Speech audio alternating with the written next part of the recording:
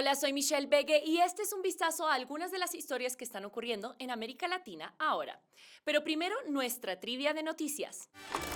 ¿Qué nación andina celebró el regreso de su carnaval este fin de semana, luego de una pausa por la pandemia? Tendremos la respuesta más adelante.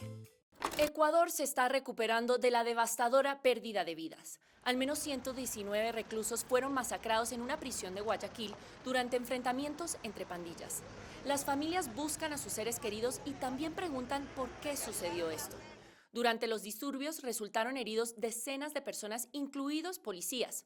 Funcionarios y organizaciones no gubernamentales dicen que la corrupción, una lucha por el control entre las bandas de narcotraficantes y el hacinamiento con poca seguridad son solo algunos de los problemas.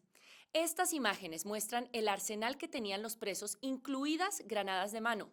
Un factor subyacente enorme es el papel creciente de Ecuador en el tráfico internacional de drogas, ya que se convierte en un paso importante para la cocaína producida en Colombia y Perú que llega a los Estados Unidos. La crisis económica de Venezuela ha dejado en la pobreza a 3 de cada 4 personas. Un nuevo estudio de la Universidad Andrés Bello de Venezuela dice que si bien la mayoría de los lugareños viven en la pobreza, la mayor variante se encuentra en aquellos que viven en la pobreza extrema. El 76.6% de los ciudadanos viven en la pobreza extrema, mientras que el año pasado se situaba en 67.7%. El gobierno implementó recientemente una nueva moneda con 6 ceros menos en un intento por detener la devaluación. Unas 10.000 personas en México se sumaron a una protesta contra el aborto. Los manifestantes criticaron a la Corte Suprema de México, que declaró inconstitucional penalizar el aborto en septiembre. Grupos de derechos de las mujeres de México esperaban que esto condujera a la legalización del aborto en todo el territorio nacional, algo que dividirá a este país católico profundamente conservador. Y las siguientes son imágenes de una comunidad indígena colombiana que instaló un campo de refugiados en medio de la capital del país como forma de protesta. Las carpas están ubicadas en el Parque Nacional de Bogotá. La comunidad indígena en Vera ha sido desplazada durante décadas a causa del conflicto armado interno en el país. Las más de 300 personas vivían en casas subsidiadas, pero ya tampoco cuentan con ese apoyo. Los líderes de estas familias dicen que los grupos armados continúan amenazando sus vidas y que no pueden regresar a su región en el Chocó, en el noroeste del país. Ahora hablemos con mi colega Joel Richards, quien tiene más información sobre la flexibilización de las restricciones de viaje por el COVID-19 en Argentina.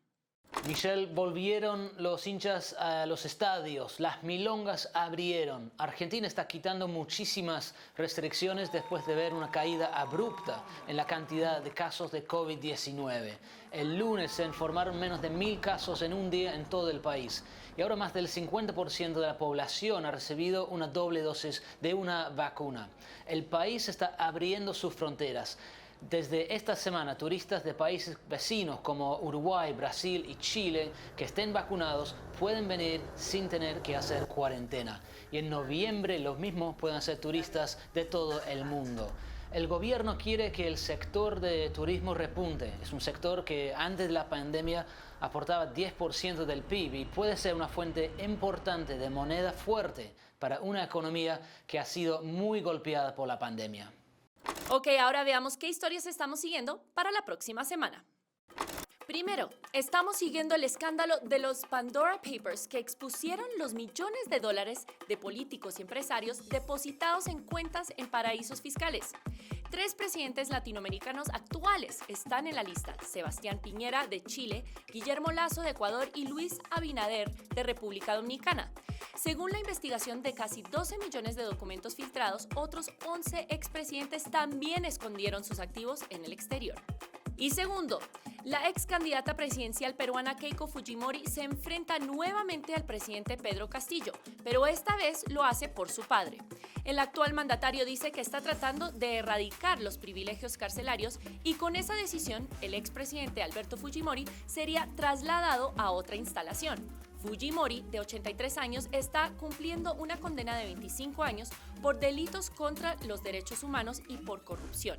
Si bien dentro de poco se anunciará la fecha y el lugar del traslado, Keiko Fujimori argumenta que otra cárcel pondría en riesgo el frágil estado de salud de su padre. Y ahora la respuesta a nuestra pregunta de noticias. La respuesta era C. Este fin de semana los espectadores disfrutaron de los danzantes disfrazados de ángeles y demonios realizando el Diablado o Danza de los Diablos. Esto es parte del mundialmente famoso Carnaval de Oruro de Bolivia y el país celebró el primer desfile desde el inicio de la pandemia el año pasado. Y eso es todo por esta semana. Nos vemos pronto en América Latina ahora.